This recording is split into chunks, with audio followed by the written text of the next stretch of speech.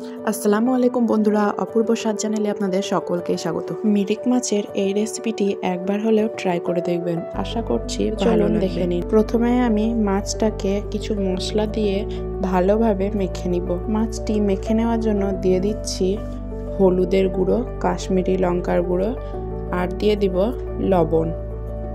মাছটা যাতে ভালোভাবে মাখা হয় তার জন্য দিয়ে দিচ্ছি 2 চামচ পরিমাণ সরিষার তেল। কাঁচা সর্ষের তেলটা দেওয়ার অবশ্যই চেষ্টা করবেন। এখন আমি মাছগুলো ভালোভাবে মেখে নিচ্ছি। মাছটা ভালোভাবে মেখে 10 মিনিটের জন্য রেস্টে রেখে দেব। এদিকে আমি একটা পেস্ট তৈরি করে নিচ্ছি। এখানে 4 টেবিল চামচ পরিমাণ কালো সর্ষে, 3 টেবিল চামচ পরিমাণ গোটা ধনে, 2 টেবিল চামচ পরিমাণ গোটা জিরে আর 1 টেবিল চামচ পরিমাণ গোলমরিচ। ঝালের জন্য দিয়ে দিচ্ছি 6-7টা কাঁচা লঙ্কা, 2টো বড় সাইজের রসুনকে খোসা ছাড়িয়ে নিয়েছি আর নিয়েছি 1 টুকরো আদা। দিয়ে দিচ্ছি বেশ কিছুটা পরিমাণ ধনে পাতা, দিয়ে দিলাম 1/2 চামচ পরিমাণ লবণ।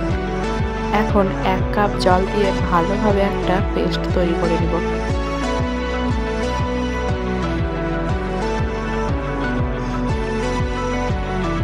পেস্টটা আমার তৈরি হয়ে গেছে। এখন 3টে বড় সাইজের টমেটোর একটা পেস্ট তৈরি করে নিয়েছি।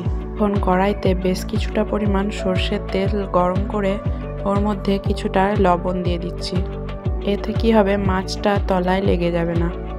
এখন একে একে মাছগুলো ভেজে নিচ্ছি। মাছটা কিন্তু আমি কড়া করে ভেজে নিব। প্রথম হাফের মাছগুলো আমি তুলে নিয়েছি, সেকেন্ড হাফে একই প্রসেসে ভেজে নিব।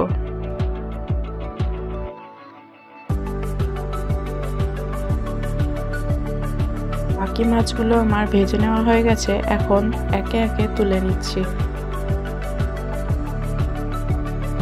এখন ওই একই তেলের মধ্যে 2টো এলাচকে ফাটিয়ে দিয়ে দিচ্ছি আর দিয়ে দিচ্ছি 1 চামচ পরিমাণ হলুদের গুঁড়ো, দিচ্ছি 1/2 চামচ পরিমাণ কাশ্মীরি লঙ্কার গুঁড়ো। এখন একটু নেড়ে চেড়ে ওর মধ্যে আগে থেকে তৈরি করে নেওয়া মশলাটা ঢেলে দিচ্ছি। এখন মশলাটা খুব ভালোভাবে কষিয়ে নিব।